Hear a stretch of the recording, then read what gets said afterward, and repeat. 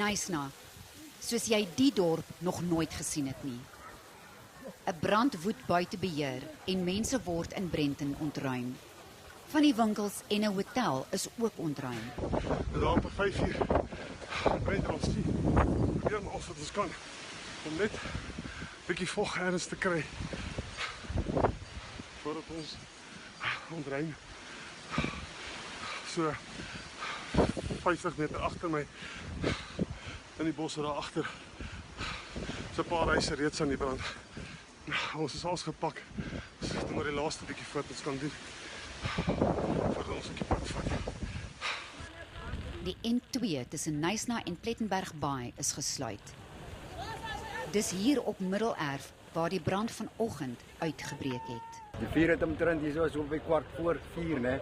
Het ons tyding gekry van die vure wat daar in Damsebos begin brand het. Winde van tussen 70 en 80 km/h maak dit onmoontlik vir helikopters om die vlamme vanuit die lug in bedwang te probeer bring. 'n Plaaswerker, sy vrou en seun het in Renendal in die brand omgekom.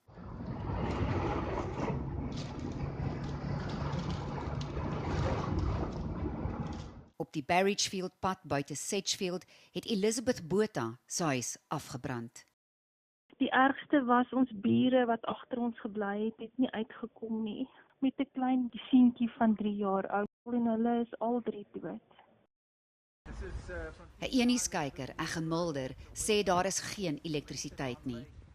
Volgens hom het baie huise in die rigting van Brenton en Belvedere afgebrand en word mense by Brenton on Lake, Belvedere en die westelike koppe deur bote ontruim. Die is van Teesen Eiland af na Brenton on Lake en die Western Head wat heeltemal aan flarde is.